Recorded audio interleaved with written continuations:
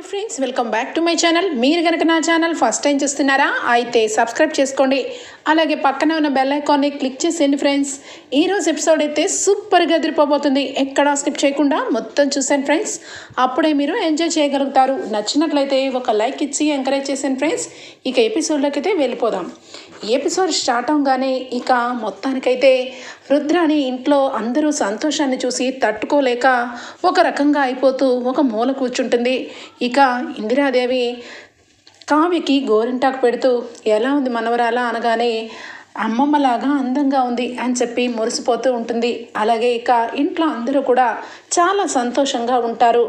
ఇక బారసాల ఫంక్షన్ రేపు ఉంది కాబట్టి ఈ రోజు నుంచి అందరూ కూడా పట్టుబట్టలు అన్నీ తీసి పెట్టుకోండి, రెడీగా ఉండాలి. పాపకు సంబంధించినవన్నీ కూడా ఇక ఆన్లైన్లో ముందే బుక్ చేశారు కదా అని చెప్పి హడావుడి పడుతూ ఉంటే ఇంతలోనే ఉయ్యాల ఇంటికి వస్తుంది.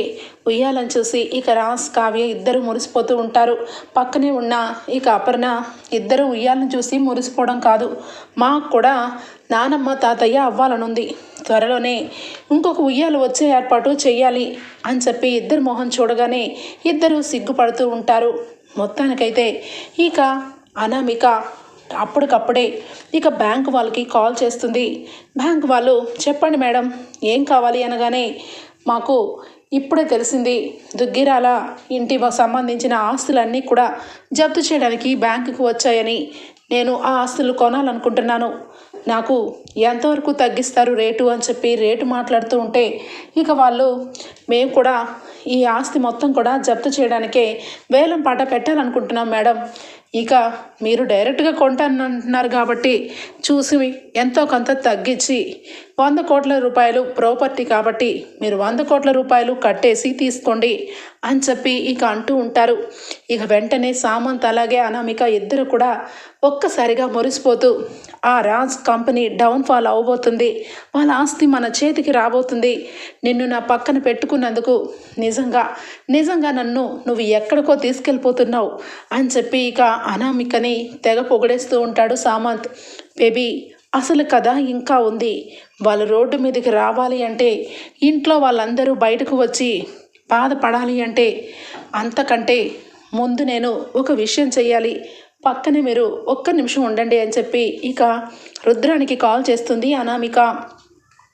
అనామిక ఏంటి ఈ టైంలో చేస్తుంది అని చెప్పి ఎవరు లేని చోటకు వచ్చి రుద్రాని ఫోన్ మాట్లాడుతుంది. చెప్పు అనామిక అని చెప్పి అనగానే ఏంటంటే ఏం చేస్తున్నారు అని చెప్పి అనగానే ఏం చేస్తాను, నాకు ఒక మనవరాలు పుట్టింది, దాని బారసాల, ఆ బారసాల ఫంక్షన్ కోసం ఇంట్లో అందరూ కూడా నవ్వుతూ తుళ్ళుతూ సంతోషంగా ఉన్నారు. నేను ఒక్కదాన్ని తప్ప అనగానే అయ్యో ఆంటీ రేపు బారసాల ఫంక్షన్ పెట్టుకుంటున్నారా, ఇంకేంటైతే చాలా పెద్ద న్యూసే ఉంది రేపు అనగానే ఏం న్యూస్ అనామిక అని చెప్పి అంటుంది. చెప్పడం కంటే చూపించడం నాకు చాలా ఇష్టం, మీరు హ్యాపీగా ఉండండి, వాళ్ళందరికీ బ్యాడ్ న్యూస్ మీరొక్కరికే గుడ్ న్యూస్ అని చెప్పి అంటుంది. ఏంటా న్యూస్ త్వరగా చెప్పు అని చెప్పి అనగానే చెప్తున్నాను కదా ఆంటీ, రేపు దుగ్గిరాల కుటుంబం పునాదులతో సహా కదిలిపోయే న్యూస్ అది. ఆ న్యూస్ విన్నాక మీరు హ్యాపీగా ఫీల్ అవటం ఖాయం. రేపు నేను ఆ బారసాల ఫంక్షన్కి వస్తున్నాను అనగానే అవునా అనామిక నువ్వు వస్తున్నావా అనగానే వస్తున్నాను, వచ్చి కథ ఏంటో మొత్తం చెప్తాను, అప్పటి వరకు వెయిట్ అండ్ సీ ఆంటీ, మీరేమీ ఫీల్ అవ్వద్దు, మీకు అది గుడ్ న్యూసే అని చెప్పి ఇక మొత్తానికైతే ఫోన్ పెట్టేస్తుంది. వస్తున్నాను, దుగ్గిరాల కుటుంబాన్ని ఇక తుంచలు చేసిన దాకా నాకు నిద్ర పట్టదు, రేపు వచ్చి మీ అందరి సంగతి తేల్చేస్తాను అని చెప్పి తనలో తానే అనుకొని ఇక నెక్స్ట్ డే అయిపోతుంది. పొద్దున్నే ఇక కావ్యరాజ్ ఇక ముందుగానే వచ్చి ఉయ్యాలకి డెకరేషన్ చేసి అక్కడ కావలసిన పసుపు కుంకుమలు అన్నీ కూడా ఇక ఏర్పాటు చేస్తూ ఉంటారు. ఒకవైపు దూరం నుంచి ఇక రాహుల్ ఇదేంటి మమ్మీ, అసలు నా కూతురి బారసాలైతే వీళ్ళిద్దరు ఏంటి, అసలు నాకు అర్థం కావట్లేదు, వీళ్ళిద్దరికి తోడు ఆ కళ్యాణప్పు కూడా, అసలు నాకు ఈ ఇంట్లో ఉండాలనిపించట్లేదు అని చెప్పనగానే ఒరేయ్ ఎందుకురా బాధపడతావు, మనం ఇంట్లో మనమేరా ఉండేది, వీళ్ళందరూ ఏదో ఒక రోజు వెళ్ళిపోయేవాళ్ళే అని చెప్పి అనగానే ఏమో ఆ అప్పు వచ్చినప్పటి నుంచి ఇక కళ్యాణ్ కూడా ఇక్కడే తిష్ట వేస్తాడని అనిపిస్తుంది. ఇప్పుడు మనం ఈ ఇంట్లో గెస్టుల్లా ఉంటున్నామేమో అనిపిస్తుంది. ఆ కావ్య ఎక్కడికక్కడ డబ్బులన్నీ కట్టడి చేసేసి రూపాయి కూడా ఖర్చు పెట్టనివ్వట్లేదు.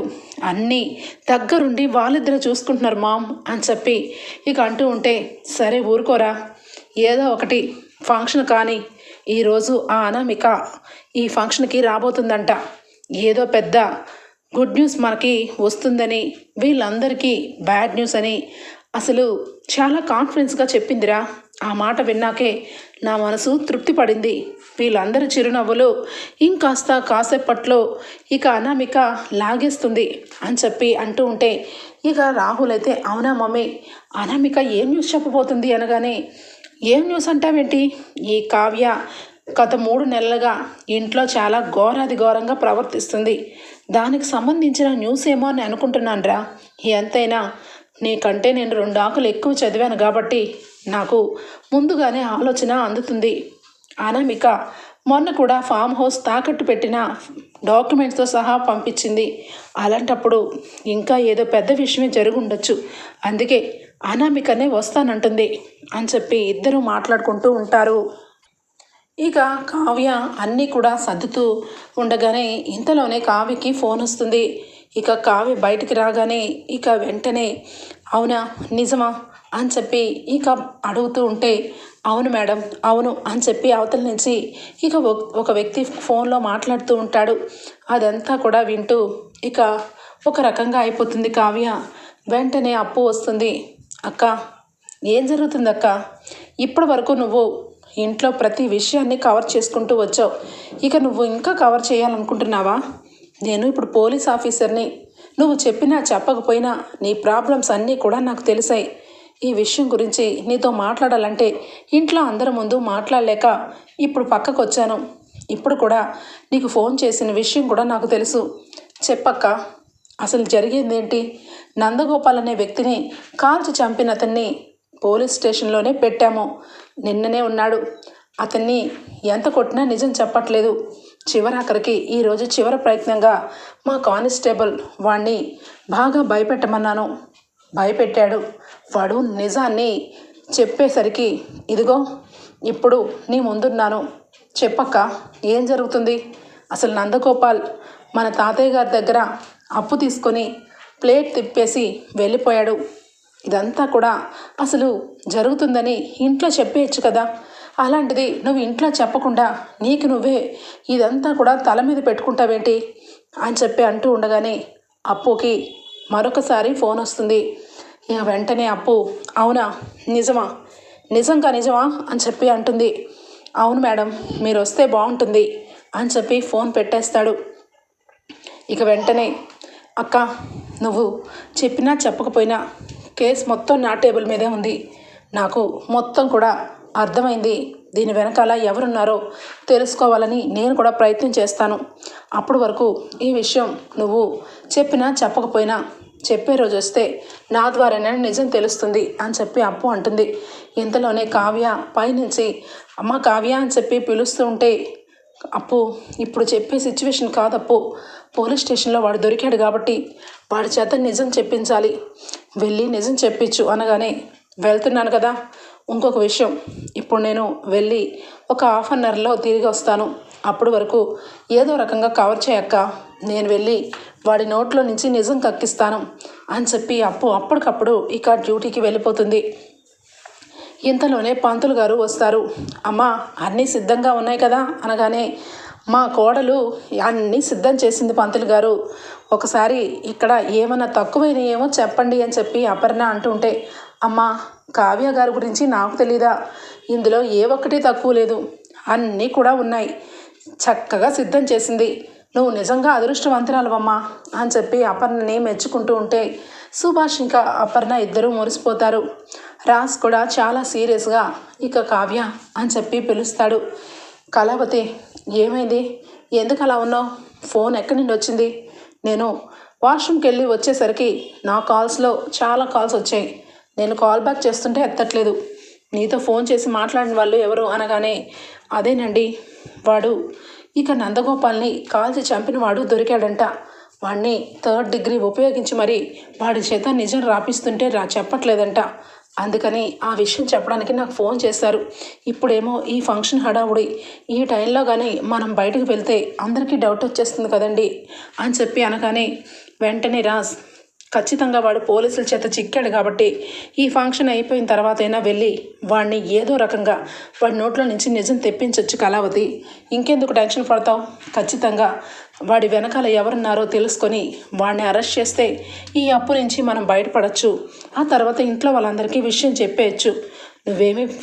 నువ్వేమీ ఆలోచించద్దు.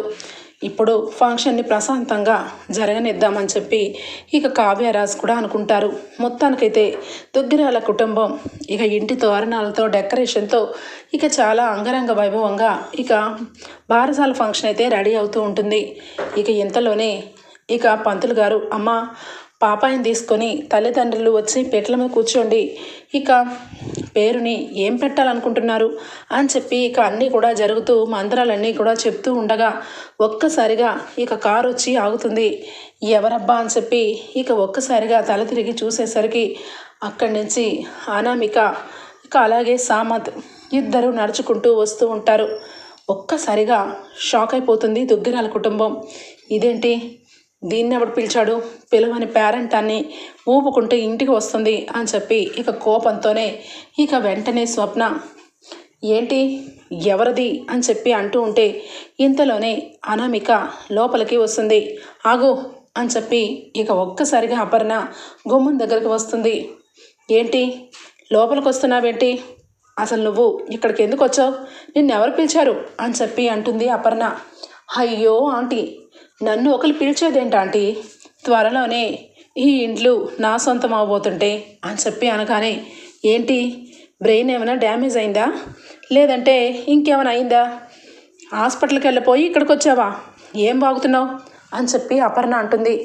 ఇంతలోనే కావ్యరాజు వచ్చి ఒక్కసారిగా కావ్య, అనామిక ఏంటి ఏం మాట్లాడుతున్నావు అనగానే ఏం మాట్లాడుతున్నాను కావ్య, అయినా ఈ కావ్య ఏ రోజు కూడా నిజాన్ని చెప్పదు. ఎందుకంటే తను చెప్తే ఇంట్లో వాళ్ళందరూ తనని అపార్థం చేసుకుంటారని ఆవిడ గారు కవర్ చేసుకుంటూ వచ్చింది. ఇక కవర్ చేయడానికి లేదు కావ్య, ఈరోజు నిజాన్ని చెప్పడానికే వచ్చాను. చెప్పడమే కాదు, ఈ ఆస్తి మొత్తం కూడా నా సొంతం చేసుకొని వెళ్తాను, తప్పుకోండి అని చెప్పి అడుగు పెడుతుంది. ఒక్కసారిగా ఇంట్లో అందరూ ఆశ్చర్యపోతారు. ఇక సారీ ఇక మొత్తానికైతే అక్కడికక్కడే ఫంక్షన్ అంతా కూడా ఆగిపోతుంది. అనామిక లోపలికి సామంత్ ఇద్దరు కూడా ఎంటర్ అవుతారు. రాజ్, మీకెంత ధైర్యం నా ఇంట్లోనే అడుగు పెడతారా, గెట్ అవుట్ అని చెప్పి అంటూ ఉంటాడు రాజ్. ఆగు రాజ్, కూలవు, ఇప్పుడు మేము వచ్చింది గెట్ అవుట్ అవడానికి కాదు, మిమ్మల్ని అందరినీ గెట్ అవుట్ చేయడానికి అని చెప్పి ఇక ఒక్కసారిగా ఆఫీసర్ని తీసుకొని సామంత్ అయితే మీరు లోపలికి వచ్చి విషయం చెప్పండి అని చెప్పనగానే ఇక వెంటనే బ్యాంక్ ఆఫీసర్లు 4 వ్యక్తులు కారు దిగి లోపలికి వస్తారు. మొత్తం చూస్తూ ఇందిరాదేవి, ఒరే రాజ్ ఏమవుతుందిరా, ఇంట్లో ఈరోజు ఫంక్షన్ కదా, వీళ్ళందరూ ఎవరు, అసలు మీరందరూ ఎవరు అని చెప్పి అడుగుతూ ఉంటే ఇక అక్కడే ఉన్న రుద్రాని ఒక్కసారిగా ఏంటి అనామిక ఏదో పెద్ద ప్లాన్తోనే వచ్చింది, ఈ ప్లాన్ ఏంటి అని చెప్పి ఇక అవాక్కైపోతూ ఒక్కసారిగా అక్కడే ఉన్న దానిలక్ష్మి, ప్రకాశం, సుభాష్ అందరూ కూడా హాల్లోకి చేరుకుంటారు. ఇక ఆఫీసర్లు, సారీ సార్, సారీ మేడం, మీకు విషయం మొత్తం అర్థమయ్యే ఉండొచ్చు, మీ ఆస్తులన్నీ కూడా తనఖాల్లో పెట్టారు, ఇన్స్టాల్ బేస్ మీద 20 కోట్లు కడతామన్నారు, 2 ఇన్స్టాల్మెంట్లు బాగానే కట్టారు, 3వది వచ్చేసరికి 15 డేస్ లేట్ వచ్చింది, పెనాల్టీతో కట్టారు, ఇప్పుడు 4 నుంచి పూర్తిగా ఆపేశారు, అందుకే ఇక మీ ఆస్తుల్ని జప్తు చేయక తప్పట్లేదు, ముందుగానే మీకు విషయం కూడా చెప్పాను, కానీ మీరు ఇస్తాను అని ఇన్ని రోజులు దాటేశారు, ఇక మా బ్యాంక్ రూల్స్ ఒప్పుకో మేడం, అందుకే జప్తు చేసుకోవడానికే వచ్చాం, ఈ ఆస్తి మొత్తం ఇదిగోండి, ఈ Samanth group of company MD గారు అలాగే అనామిక గారు ఈ ఆస్తులన్నీ కావాలని కోరుకుంటున్నారు, 100 కోట్ల రూపాయలు వాళ్ళు కట్టి మరీ ఈ ఆస్తులన్నీ తీసుకుందామని డిసైడ్ అయ్యారు, ఈ విషయం మాట్లాడడం కోసం ఇక్కడికి వచ్చాం అని చెప్పి అనగానే ఇక ఒక్కసారిగా సుభాష్ ఇక ప్రకాశానికి అర్థం కాదు. ధాన్యలక్ష్మి ఏంటి ఈ ఆస్తి మొత్తం కూడా జప్తు చేసి ఈ అనామిక తీసుకెళ్ళడానికి వచ్చిందా? ఏ ఎలా కనబడుతున్నావు అనామిక? నీకు నచ్చినట్లుగా ఈ ఆస్తి కొనుక్కోవడానికి ఇక్కడ ఎవరు అమ్మట్లేదు అని చెప్పనగానే, అయ్యో ఆంటీ, మీరు ఎంతైనా ఒకప్పుడు మాజీ ఆంటీ కాబట్టి మీకు ఒక విషయం చెప్తాను. మీకు ఇంకా అర్థం అవ్వలేదా? ఈ ఆస్తి మొత్తం కూడా ఇదిగో ఈ నిలువెత్తు ఇక్కడ ఉన్న ఈ కావ్యరాజ్ తనఖా పెట్టారు. అందువల్ల ఈ ఆస్తి మొత్తం జప్తుకొచ్చింది. సరే కదా, తక్కువకు వస్తే నేను కొనుక్కుందామని వచ్చాను. మీకు అర్థం కానట్టుంది అనగానే ఒక్కసారిగా రుద్రాని, ఏంటి అనామిక, నువ్వు చెప్పేది నిజమా? ఈ ఆస్తులన్నీ కూడా రాజ్ కావ్య తాకట్టు పెట్టారా? అయిపోయింది ధాన్యలక్ష్మి, మొత్తం అయిపోయింది. ఈ విషయం గురించి నేను ఎప్పటి నుంచో చెప్తూనే ఉన్నాను. ఈ రాజ్ కావ్య వాళ్ళు ఏదో ఓ రోజు అందరినీ ముంచేస్తారని. చూసావా వదిన, మీ ముద్దుల కోడలు చేసిన ఇక ఇలాంటి పని చూశారు కదమ్మా. మొత్తానికి కావ్య అని చెప్పి మొత్తం ఆస్తి తన నెత్తి మీద పెట్టారు. అయినా మీకి ఎలాంటి హక్కు ఉంది ఈ ఆస్తి మొత్తం తనఖా పెట్టడానికి, ఈ ఆస్తి మొత్తం కూడా 100 కోట్లకి అప్పు చేయడానికి అని చెప్పి రుద్రాణి అంటూ ఉంటే, ఒక్కసారిగా చాలు ఆపండి అని చెప్పి రాజ్ గట్టిగా అరుస్తాడు. ఏంటి, ఎందుకు అరుస్తున్నావు? ఇదంతా కూడా నిజమే కదా. ఆ మేనేజర్లు వచ్చి 20 కోట్లు మీరు కడుతున్నారని చెప్తున్నారు కదా, ఇంకా అబద్ధాలు చెప్పాలనుకుంటున్నావా అనగానే ఇక ఒక్కసారిగా కావ్య, ఏమండి, ఈరోజు ఎట్టి పరిస్థితుల్లోనూ ఈ విషయం అందరికీ తెలియాలి, వాళ్ళు నమ్మినా నమ్మకపోయినా అనగానే ఇక అపర్ణ వచ్చి, కావ్య ఏంటిదంతా, నిజానికి ఇదంతా నిజమేనా? మనం 100 కోట్లు అప్పుండడం ఏంటి అనగానే సుభాష్ కూడా వచ్చి, మేము 100 కోట్లు మీకెలా అప్పున్నాం చెప్పరా రాజ్ అనగానే ఇక వెంటనే, అదేంటి విషయం మొత్తం కూడా చెప్పలేదా సార్ మీరు? అయితే చెప్పింది వినండి. నిజానికి మీరు ఏ అప్పు చేయలేదు మేడం సార్, ఎలాంటి అప్పు బ్యాంకు నుంచి తీసుకోలేదు. కానీ ఒక వ్యక్తి, నందగోపాల్ అనే వ్యక్తి ఇక ఆల్రెడీ చిట్ ఫండ్ కంపెనీ పెట్టి బోర్డు తిప్పేశాడు. ఇదంతా మీకు తెలిసే ఉండొచ్చు. కానీ ఆ వ్యక్తికి షూరిటీ సంతకం పెట్టింది ఈ ఇంటి వ్యక్తి సీతారామయ్య గారు పెట్టిన సంతకానికి మీ మనవరు గారు విలువిచ్చి ఆస్తి మొత్తం కూడా ఇక తనఖా పెట్టి 20 కోట్లు కడుతున్నారు. ఈ విషయం గురించి ఆల్రెడీ ఎప్పుడో 4 months బ్యాకే మీ మనవడికి చెప్పాము. కానీ ఈ విషయం మీకు తెలుసు అనుకుంటున్నాం. ఈ విషయం మీ దగ్గర చెప్పకుండా పాపం ఇంతకాలం వీళ్ళు 20 కోట్లు కడుతున్నారా? చాలా అప్రిషియేట్ చేయాల్సిన విషయం. నిజానికి 100 కోటికో ఉంటారు ఇలాంటి వ్యక్తులు అని చెప్పి బ్యాంక్ వాళ్ళు చెప్పగానే, చాలు ఆపండి అని చెప్పి గట్టిగా అరుస్తుంది ఇక ధాన్యలక్ష్మి. ఒక్కసారిగా ఇంట్లో అందరూ అలానే స్ట్రన్ అయిపోతారు. ఏంటి, ఈ 100 కోట్లకు సంబంధించిన సంతకం మామయ్య గారు పెట్టారని, డబ్బు కడతామని ఆస్తి జప్తు చేయడానికి మీరు ఒప్పుకున్నారా? అయినా ఇదెక్క న్యాయం? వాడెవడో బోర్డు తిప్పుకొని వెళ్ళిపోతే డబ్బు మొత్తం కడతామని మీరు ఒప్పుకోవడం ఏంటి? ఒప్పుకున్నారు కదా అని మేము కూడా ఒప్పుకుంటాం అనుకున్నారా? ఈ ఆస్తి కళ్యాణ్కి ఎంత, నీకెంత హక్కు ఉందో కళ్యాణ్కి అంతే హక్కు ఉంది. ఒరే కళ్యాణ్ అని చెప్పి అనగానే కళ్యాణ్ కనిపించడు. కళ్యాణ్ అని చెప్పి గట్టిగా అరవగానే, కళ్యాణ్ లేడు, అప్పు లేదు, ఇద్దరు ఎక్కడికి వెళ్ళారు? ఇప్పుడు కళ్యాణ్ అవసరం నీకేంటే అని చెప్పి అంటాడు ప్రకాశం. ఇంకా మీకు అర్థం కాలేదా? ఇప్పుడు బాగా అర్థమయ్యి ఉండొచ్చుగా. ఈ ఆస్తి మొత్తం రాజ్ అన్నట్టుగా రాజ్ కావ్య ఇద్దరు కూడా వాళ్ళిద్దరు గొప్ప వ్యక్తుల్లాగా ఇక రోడ్డు మీద పోయే బురదని నెత్తి మీద వేసుకున్నట్టు 20 కోట్ల రూపాయలు ఇక 100 కోట్ల రూపాయలు కట్టడానికి డిసైడ్ అయ్యారు. నా కొడుకు ఇప్పటికే వాడు తెలివి తక్కువగా ఈవిడ గారు ఆడుస్తున్న ఆట మొత్తం ఆడుతూ వాడు రోడ్డు మీద ఉంటున్నాడు. ఇప్పుడు ఈ ఆస్తిలో సగభాగం కళ్యాణ్ది, సగభాగమే రాజ్ది. రాజుకు సంబంధించిన ప్రాపర్టీని వాళ్ళకి హ్యాండ్ ఓవర్ చేసుకుంటారో ఇంకేమన్నా చేస్తారో నాకు అనవసరం, కానీ మా ఆస్తిని మాత్రం ముట్టుకోవడానికి వీల్లేదు అని చెప్పి అంటుంది ధాన్యలక్ష్మి. ఇక వెంటనే అక్కడే ఉన్న రుద్రాని, నేను కూడా ఒప్పుకోవట్లేదు. చూడండి, ఈ ఆస్తి ఉమ్మడి ఆస్తి. ఆయన గారు ఎవరు తాకట్టు పెట్టడానికి, మీరెవరు హోదా చేసుకోవడానికి?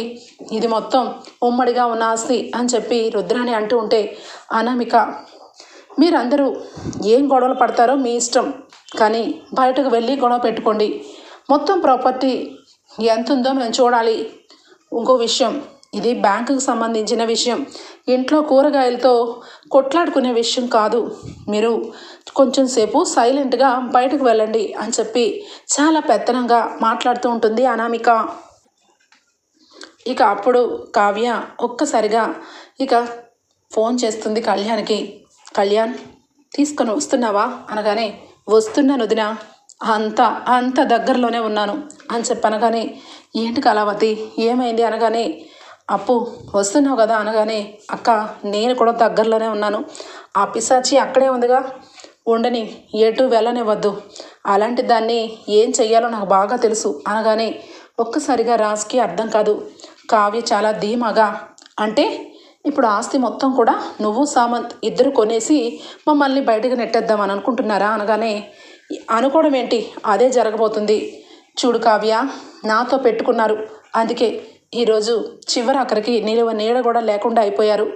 100 కోట్ల ప్రాపర్టీని నేను కొనుక్కొని ఈ ఇంట్లో మహారాణిలాగా ఉంటాను, మీరందరూ కూడా రోడ్డు మీద ఉంటారు, అప్పుడే నాకు ఈ ప్రతీకారం చల్లారుతుంది అని చెప్పి ఇక అటు ఇటు నడుస్తూ ఉంటుంది పొగరగా. ఇంతలోనే చాలు, నడిచింది ఆపు, ఒక్కసారి వెనక్కి చూడు అని చెప్పి కళ్యాణ్ అంటాడు. ఒక్కసారిగా సీతారామయ్య ఇక కారులో నుంచి మెల్లగా దిగుతూ లోపలికి వస్తూ ఉంటాడు. ఇక అక్కడే ఉన్న ఇందిరాదేవి, బావా, రే కళ్యాణ్, ఏంట్రా తాతయ్య గారిని తీసుకొచ్చావా అనగానే, తాతయ్య గారికి అంతా బాగానే ఉంది, తాతయ్య గారు ఇప్పుడు ఆల్ రైట్, 100% ఆల్ రైట్ అని చెప్పి లోపలికి తీసుకురాగానే, అవునే చిట్టి, నేనంతా బాగానే ఉన్నాను. ఏంటమ్మా అనామిక, ఈ ఆస్తిని కొనడానికి వచ్చావా? ఈ ఆస్తిని కొనడానికి నువ్వెవరు? తనఖా పెట్టడానికి రాజ్ కావ్య వాళ్ళెవరు? జప్తు చేసుకోవడానికి మీరెవరు అని చెప్పి అంటాడు. ఒక్కసారిగా స్టన్ అయిపోతారు కుటుంబ సభ్యులందరూ కూడా. ఏంటి, కోమాలా ఉండగా వాడెవడో బోటు తిప్పేస్తే నాస్తి జప్తు చేయాలని వచ్చిన మీరందరికీ పనిష్మెంట్ ఖచ్చితంగా ఉంటుంది. పనిష్మెంట్ కూడా కాదు, మిమ్మల్ని అందరినీ కూడా, మా కుటుంబాన్ని ఇంతలా వేధించినందుకు మీ ఉద్యోగాలు ఊడిపోతాయి అని చెప్పి అంటాడు ఒక పక్క కళ్యాణ్. ఒరే రాజ్, ఒరే కళ్యాణ్, ఏంట్రా, ఏం మాట్లాడుతున్నావు? ఈ ఆస్తి మొత్తం కూడా బావా నువ్వు సంతకం పెట్టినందుకు రాజ్ కావ్య ఎంతగానో నీ పేరు నిలబెట్టడం కోసం ఇదిగో ఈరోజు ఈ ఆస్తిని ఇక ఆ కంపెనీ తరపున కంపెనీకి సంబంధించినవి అన్నీ కూడా ఈ ఆస్తిని జప్తు చేసుకోవడానికి వచ్చారు బావా అనగానే, చిట్టి నువ్వు పిచ్చిదానివా? ఈ ఆస్తి జప్తు చేసుకోవడానికి వాళ్ళెవరే? నేను ఎక్కడ పెట్టాను సంతకం? ఏది నా సంతకం చూపించండి, నాకు తెలియకుండానే నేను 100 కోట్ల ప్రాపర్టీకి సంతకం పెట్టానా అనగానే ఇక దెబ్బకి అక్కడి నుంచి ఇక ఆలోచనలో స్టన్ అయిపోతూ ఉంటుంది. వెంటనే ఇక అదే టైంలో అప్పు వస్తుంది. బ్యాంక్ వాళ్ళు ఒక్కసారిగా అనామిక వంక చూస్తూ ఉంటారు. అనామిక ఏం చేయాలో అర్థం కాకుండా, ఏంటి మీరు పెట్టిన సంతకమే ఇక్కడ వరకు వచ్చిందని రేటు ఫిరాయించేద్దాం అనుకుంటున్నారా? మీరు కోమాలోకి వెళ్ళి చాలా రోజులైంది కదా, మీరు పెట్టిన సంతకం మీకు గుర్తులేదనుకుంటా అనగానే, షడప్ అని చెప్పి చాలా పెద్ద గొంతుతో వినపడుతుంది. ఎవరా అని చూస్తే పోలీసులు, అలాగే అప్పు. వెంటనే, చెప్పాను కదా కావ్యక్క, ఇదంతా పెద్ద కుట్ర, వాడిని పట్టుకున్నాం, వాడి చేత నిజాన్ని కక్కించాను, వాడికి 3rd డిగ్రీ కంటే కూడా నా స్టైల్లో వాడికి బుద్ధి చెప్పాను, దెబ్బకి నోట్లోంచి అనామిక పేరు వచ్చింది అనగానే ఇంట్లో అందరూ స్టన్ అయిపోతారు. ఇక సీతారామయ్య వెంటనే, అమ్మ అప్పు, ఏం జరిగిందమ్మా ఈరోజు? అందరికీ కూడా కళ్ళు తెరిపించే విషయంగా అప్పు ఏం జరిగిందో చెప్పు అనగానే ఇక అప్పు అప్పుడు చెప్తుంది, వదినా, సారీ కావ్యక్క, నువ్వు చెప్పింది కరెక్టే, ఈ విషయంలో ఈ అనామిక చాలా పెద్ద ఎత్తు వేసింది. అనామికని ఒక కంట కనిపెడుతూ ఉండమన్నావు కదా, నేను ఒక కంట కనిపెడుతూనే ఉన్నాను. నీకు ఫోన్ వచ్చిందని హడావుడిగా వెళ్ళిపోయిన తర్వాత నేను అక్కడికి వెళ్ళి ఈ వ్యక్తిని బాగా ఇంటరాగేట్ చేసి వాడి నోట్లో నుంచి అనామిక పేరు తెప్పించాను. ఈ అనామిక నందగోపాల్ అనే వ్యక్తిని కలిసి ఇక అంతకుముందు ఆ తాతయ్య మన తాతయ్య ఫ్రెండ్ అని ఇక ఒక కొత్త బాండ్ పేపర్ని ఎప్పుడో ఆల్రెడీ 20 సంవత్సరాల క్రితం ఇక ఒక 10 కోట్ల రూపాయలు షూరిటీ సంతకం పెట్టిన ప్రాపర్టీని అది ఇప్పుడు తీసుకున్నట్టుగా డేట్లు మార్చేసి ఈ బ్యాంక్ వాళ్ళతో కలిపి మొత్తం డ్రామాని ఇక తెరెత్తింది. ఈ తెర డ్రామాకి ఈరోజే తెర దించేసేలాగా నేను చేస్తాను. ఏంటే అనామికురాలా నువ్వు ఇదంతా నడుపుతూ చివరాఖరికి కుటుంబాన్ని రోడ్డు మీద దించాలనుకుంటావా అని చెప్పి చంప చెడులు అనిపిస్తుంది అప్పు. ఇక వెంటనే అప్పు ఒక్క నిమిషం పక్కకి రా అని చెప్పి ఇక కావ్య, ఏంటి ఈ ఆస్తి మొత్తం నీదా, మేమందరం రోడ్డు మీద ఉండాలా, ఎవరితో పెట్టుకుంటున్నావో నీకు తెలుసా, నువ్వు ఒక్కదానివి ఆలోచించినంత మాత్రాన అంతే అయిపోతుందా, ఇక్కడ కావ్య కావ్య అంటే ఇంట్లో వంట చేసుకుంటూ అందరికీ వడ్డించడం వరకే అనుకుంటున్నావా, కాదు, నేను నీ వెనకాలే ఉంటూ ప్రతి క్షణం నేను కాపలానే ఉంటున్నా, ఆ సంగతి ఇంట్లో ఎవరికీ తెలియదు, అంతెందుకు నా భర్తకు కూడా తెలీదు. అప్పుని పోలీస్ ఆఫీసర్గా అయిన మరుక్షణం అప్పు నా దగ్గరకు వచ్చి విషయం అడిగింది. అప్పుడు అప్పుకే చెప్పాను, కొన్ని విషయాల్లో అనామికని కంట కనబెడుతూ ఉండు, తర్వాత విషయాలన్నీ చెప్తానని. ఇక తాతయ్య గారి దగ్గరకు వెళ్ళి కళ్యాణ్ని కూడా తీసుకొని రమ్మని చెప్పాను. ఎందుకంటే తాతయ్య గారు ఇక కోమాలో ఉన్నప్పుడు ఆయన పరిస్థితి ఎలా ఉందోనని టెన్షన్ పడేదాన్ని. కానీ ఆయన కోమా నుంచి బయటకు వచ్చిన మరుక్షణం ఆయనతో నేను కొన్ని విషయాలు అడిగాను. తాతయ్య గారు, మీరు అంతకుముందు ఎవరికైనా షూరిటీ పెట్టారా అని. లేదమ్మా అని చెప్పి అన్నారు. అది ఎంతవరకు నిజం అన్నది తెలుసుకోవాలి అంటే ఆయన పరిస్థితి నార్మల్ పరిస్థితికి వచ్చే వరకు వెయిట్ చేశాను. ఈరోజు కళ్యాణ్కి ఇక నార్మల్గా ఉన్నారని డాక్టర్ గారు చెప్పడంతో కళ్యాణ్ని పంపించి ఇంటికి రప్పించాను. ఇదే టైంలో అనుకున్న టయానికి అనుకున్నట్టు బాగానే వచ్చి ఎలక బోన్లోకి ఎలా ఇరుక్కుందో బాగానే ఇరుక్కున్నావు. ఈ విషయంలో ఇక నిన్ను అప్రిషియేట్ చేయాలి కావ్య, అనామిక. ఎందుకంటే పోలీసులకి నీ జాడ ఎక్కడుంటుందో అని చెప్పి అనుకునే టైంలో నువ్వే వచ్చి బాగానే ఇరుక్కున్నావు అని చెప్పి కావ్య అంటుంది. ఒక్కసారిగా స్వప్న క్లాప్స్ కొట్టుకుంటూ, నా చెల్లి కావ్య అంటే ఏమనుకుంటున్నారు, నా చెల్లి కావ్య అంటే ఎలాంటిదో ఇప్పటికైనా అర్థమై ఉండొచ్చుగా. వసే అనామిక, నువ్వు ఎప్పుడు ఏమీ సాధించలేవు, ఎప్పుడు రోడ్డు మీద ఏదో ఒక రోజు నువ్వు రోడ్డు మీదకి వస్తావని ఆ రోజు చెప్పాను కదా, ఈరోజు అదే రోజు. నీకెంత ధైర్యమే మా ఇంట్లోకే వచ్చి మమ్మల్ని అందరినీ కూడా రోడ్డు మీద లాగేసి నువ్వు ఈ 100 కోట్ల ప్రాపర్టీకి నువ్వు అడ్డదారిలో ఇక ఓనర్ అయిపోదాం అనుకున్నావా? అదేమీ కుదరదు. అప్పు, నువ్వు పోలీస్ ఆఫీసర్ అయ్యిందే ఈ అనామిక కోసం అనిపిస్తుంది. ఎందుకంటే ఎప్పుడు చూసినా నీ జీవితంలో చిచ్చు పెట్టి నిన్ను నలుగురు దగ్గర అవమానపరిచింది, కళ్యాణ్ని వేధిస్తూ కళ్యాణ్ని చాలా బాధ పెట్టింది. అలాంటి దాన్ని ఎంత ఈజీగా ఆ దేవుడు నీ చేత అరెస్ట్ చేయిస్తాడని అస్సలు ఊహించలేదే. బారసాల ఫంక్షన్కి వచ్చిన ఇక అనామికురాల్ని ఇక ఉట్టి చేతులతో పంపిస్తే ఏం బాగుంటుంది అనగానే వెంటనే పంపిస్తే బాగోదనే ఏకంగా సెల్లో వేయాలనే సంఖ్యలు తీసుకొచ్చాను, నడు అని చెప్పి 2 చేతులకి సంఖ్యలు వేస్తుంది అప్పు. ఒక్కసారిగా దిమ్మ తిరిగిపోతుంది అనామికకి. రుద్రాణి దూరం నుంచి, ఇదేంటిది అనామిక ఇలా ఇరుక్కుపోయింది, ఈరోజు దుగ్గిరాల ఇంట్లో వాళ్ళందరికీ కూడా బ్యాడ్ న్యూస్, నాకు ఒక్కదానికే గుడ్ న్యూస్ అంది. ఇప్పుడేంటి రివర్స్లో వీళ్ళందరికీ గుడ్ న్యూస్, నాకొక్కదానికే బ్యాడ్ న్యూస్. ఈ టైంలో అనామికతో నేను ఫోన్లో మాట్లాడిన సంగతి మాత్రం ఎవరికైనా తెలిసిందో నన్ను ఇంట్లో నుంచి గెంటి పడేస్తారు అని చెప్పి ఇక వెంటనే భయంగా ఉంటే అత్త అత్త అని చెప్పి పిలుస్తుంది. ఒక్కసారిగా ఏమైంది స్వప్న అనగానే, నీకు కూడా సంఖ్యలు కావాలా అనగానే, ఏంది నాకెందుకు సంఖ్యలు అనగానే, నువ్వు అనామికతో మాట్లాడడం నేను విన్నాను, కాకపోతే ఏం మాట్లాడుతున్నారో తెలియదు కానీ నువ్వు అనామికతో ఫ్రెండ్షిప్ చేస్తున్నావని ఇంట్లో అందరికీ చెప్పాననుకో, ఇప్పటికిప్పుడే ఇక్కడికిక్కడే తాతయ్య నిన్ను రోడ్డు మీదకి గెంటేస్తారు. కానీ ఎంతైనా నా కూతురికి నువ్వు నానమ్మవి, ఇప్పటికైనా బుద్ధి తెచ్చుకొని ఇక బుద్ధిగా ఉంటే పర్వాలేదు, లేదంటే పాపకి నానమ్మవని చూడను, అలా అని చెప్పి ఇంటికి నువ్వు ఆడపడుచు అని కూడా చూడను, జాగ్రత్తగా ఉండు అనగానే దెబ్బకి సెటిల్ అయిపోతుంది ఇక రుద్రాణి. ఇక పోలీస్ ఆఫీసర్స్ అయితే వచ్చి అనామిక విషయంలో దుగ్గిరాల కుటుంబానికి జరిగిన విషయంలో ఇక మీడియా వాళ్ళందరినీ పిలిపిస్తారు.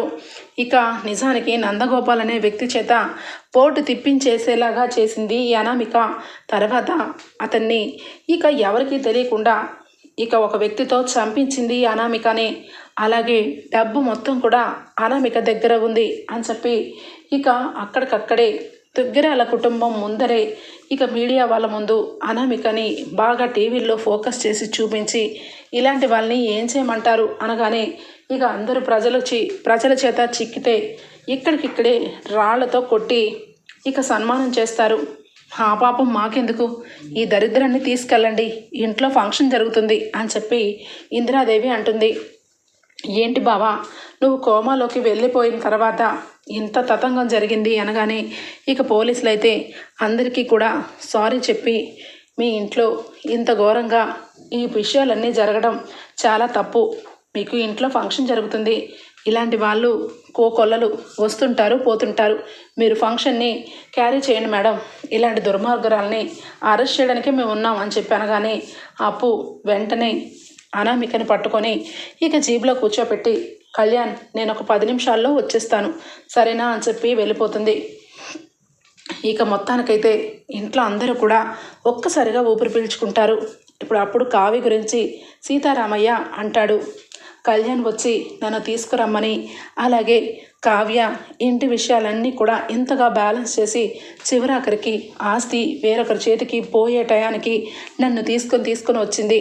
కావ్య నిజంగా నువ్వు తెలియగలదానివమ్మా అని చెప్పనగానే ఇక వెంటనే తాతయ్య నువ్వు అంతకుముందు పెట్టిన సంతకాన్ని ఇప్పుడు వీళ్ళు యూజ్ చేసుకున్నారన్న సంగతి మేము కనిపెట్టలేకపోయాం అనగానే మరి అదేరా కనిపెట్టాలి, వాళ్ళు డేట్లన్నీ మార్చేశారు, తాతయ్య మీద ఉండొచ్చు అభిమానం కానీ ఎంత ఉండకూడదురా, తాతయ్య సంతకం పెట్టాడు అనగానే 100 కోట్లు అప్పచెప్పాడమే అనగానే ఇక వెంటనే అక్కడే ఉన్న ఇందిరాదేవి నా మనవరాలు మనవడు ఈ ఇంటి గురించి మన మీద వాళ్ళకి ఎంత ప్రేమో ఇప్పుడు అర్థమైంది కదా, దానిలక్ష్మి ఇంటి వాళ్ళెవరో పరాయి వాళ్ళెవరో ఆస్తిని ఏ రకంగా కొట్టేసేవాళ్ళో మొత్తం తెలిసింది కదా, ఈరోజు నీ కోడలు కావ్య ఈరోజు ఈ ఇంట్లో ఉండడం వల్లే ఆ ఆస్తిని కాపాడుకున్నాం, అది గుర్తు తెచ్చుకొని జీవితాంతం రుణపడి ఉండు అని చెప్పి ఇక దానిలక్ష్మికి బుద్ధి చెప్తుంది ఇందిరాదేవి. ఓకే ఫ్రెండ్స్, అంగరంగ వైభవంగా బారసాల ఫంక్షన్ అయితే జరుగుతుంది. మంచి పేరైతే సెలెక్ట్ చేసి ఇక స్వప్న కూతురికైతే పెట్టేస్తారు. రాబోయే ఎపిసోడ్స్లో ఈ విధంగానే జరగబోతుంది. మీకు గనక నచ్చినట్లయితే ఒక లైక్ ఇచ్చేయండి friends. Bye, take care, thank you for watching.